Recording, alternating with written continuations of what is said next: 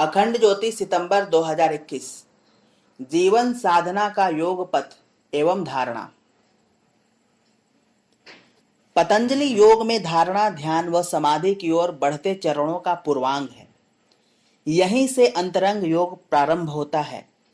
इससे पूर्व के चरणों को बहिरंग योग कहा गया है, जिसके अंतर्गत यम, नियम, आसन, प्राणायाम, प्रत्याहार का क्रम आता है, जिन्हें योग की तैयारी भर कह सकते हैं। प्रत्याहार इसका मध्य बिंदु है, जहां से चेतना के शिखर के आरोहण के पूरे की भाव भूमिका एवं तैयारी प्रारंभ हो जाती है। इसी के साथ पतंजलि योग सूत्र का साधना पाद समाप्त होता है और विभूति पाद प्रारंभ होता है तथा योग पथ की गहराई की ओर सधे कदमों के साथ साधक आगे बढ़ता है। विभूतिपाद के पहले श्लोक में धारणा का वर्णन करते हुए महर्षि पतंजलि कहते हैं, देशबंधश्चित्तस्य धारणा विभूतिपाद 3:1, अर्थात किसी एक देश या विषय वस्तु में चित्त को ठहराना धारणा है। यह देश अंदर या बाहर कुछ भी हो सकता है। महर्षि वेदव्यास के शब्दों में नाभि चक्र, हृदय पुंडरीक, मूर्ध ज्योति, नासिकाग्र, जिह्वाग्र इत्यादि देशों में बंद होना अथवा बाह्य विषय में वृत्ति मात्र के द्वारा चित्त का जो बंध है, वही धारणा है। इसी तरह धारणा किसी एक बिंदु पर स्थिर होने या टिकने का नाम है। स्वामी विवेकानंद के शब्दों में जब मन शरीर के भीतर या उसके बाह्य किसी वस्तु के साथ संलग्न होता है और कुछ समय तक उसी तरह रहता है तो उसे धारणा कहते हैं।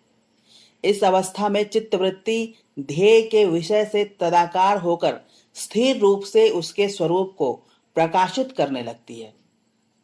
उपनिषदों में धारणा को ब्रह्म से जोड़कर प्रतिपादित किया गया है। योग तत्वोपनिषद के अनुसार पंच ज्ञानेंद्रियों के विषयों में ब्रह्म भाव की उपस्थिति का होना ही धारणा है। तेजो बिंदुपनिषद के मत में मन के विषयों में ब्रह्म भाव की उपस्थिति होना ही धारणा है और त्रिशिखी ब्राह्मणोपनिषद चित्त के निश्चलीय भाव को धारणा कहते हैं। विष्णु पुराण के अनुसार चित्त के अन्य आश्रयों से हटकर भगवान के मूर्त रूप में स्थिर होने को धारणा कहते हैं। गरुड़ पुराण काल के परिप्रेक्ष्य में धारणा की व्याख्या करते हैं। इसके अनुसार 12 बार प्राणायाम करने में जितना समय व्यतीत होता है, उतने समय तक मन को ब्रह्म में स्थापित करें, अर्थात धारणा करें। यही धारणा का सामान्य लक्षण है। परम पूज्य गुरुदेव योग दर्शन के भाष्य में लिखते हैं कि चित्त वृत्ति को शरीर के किसी स्थान विशेष जैसे नाभि चक्र, हृदय कमल, नासिका के अग्रभाग, दोनों नेत्रों के मध्य एवं आकाश, सूर्य, चंद्रमा आदि देवता या किसी मूर्ति एवं शक्ति के बाहर के अन्य पदार्थों में किसी एक में या अन्य सभी तरह के विषयों से विरक्त हो एक ही ध्येय विषय पर चित्त की वृत्ति को स्थिर या केंद्रित करने का नाम ही धारणा है। इस तरह धारणा के प्रयोग कई स्तर पर किए जा सकते हैं, लेकिन प्रारंभ व्यक्ति को अपनी स्थिति के अनुरूप करना होता है।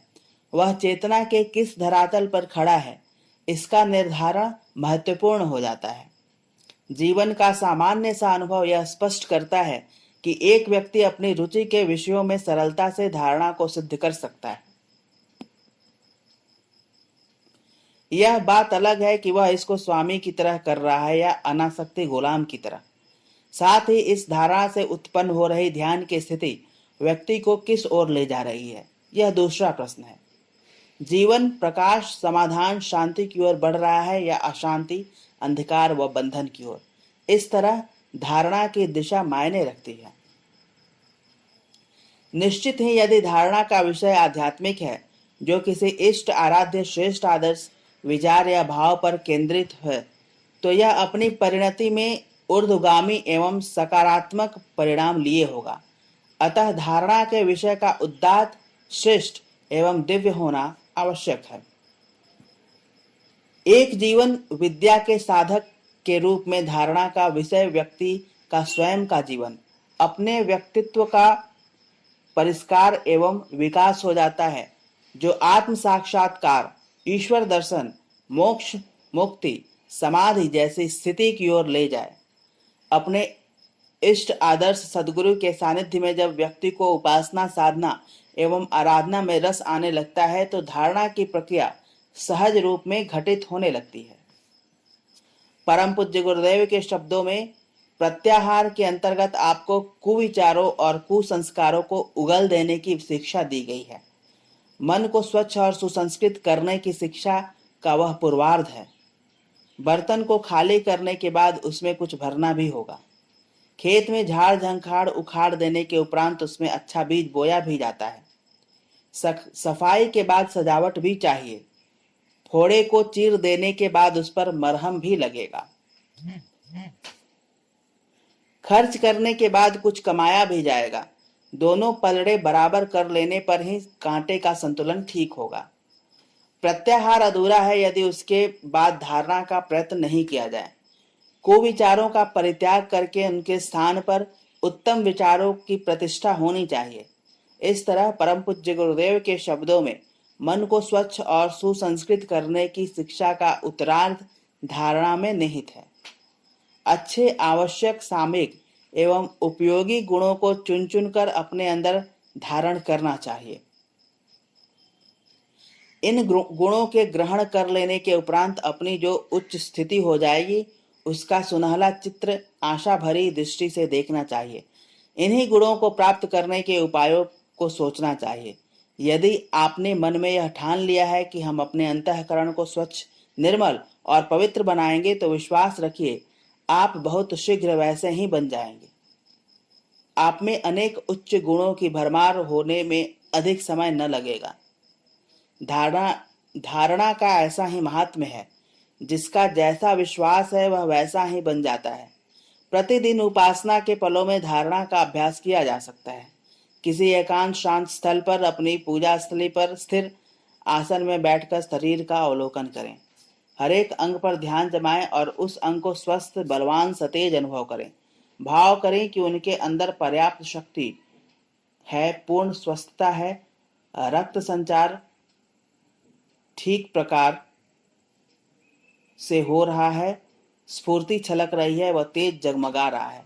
यह भावना हाथ, पांव, नाक, कान, आंख, पेट, छाती आदि अंग प्रत्यंगों में करने के बाद सारे शरीर को एक साथ ध्यान से देखिए और अनुभव कीजिए कि वह सब प्रकार से स्वस्थ, सुंदर, बलिष्ठ एवं सशक्त हो रहा है और स्वस्थ एवं निरोग शरीर के सभी गुण उसमें विद्यमान हैं। अब मन पर ध्यान दीजिए।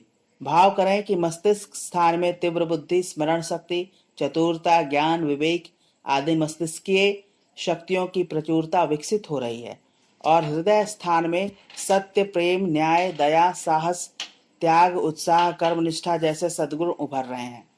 मस्तिष्क में बौद्धिक एवं हृदय में आत्मिक गुणों का उभार हो रहा है। इस तरह प्रत्येक दिन अपनी पवित्रता, प्रखरता और दिव्यता को और अधिक सतेज और स्पष्ट होता हुआ देखें। धीरे धीरे यह धारणा मन में दृढ़ होती जाएगी कि शरीर व मन अधिक स्वस्थ, सबल हो रहे हैं, मस्तिष्क और अंतःकरण अधिक सतेज एवं विकसित हो रहे हैं और आत्म जागरण की प्रक्रिया घटित हो रही है। अंतर्निहित सद्गुणों एवं शक्तियों का जागरण, विकास हो रहा है तथा जीवन श्रेष्ठता से परिपूर्ण हो रहा है।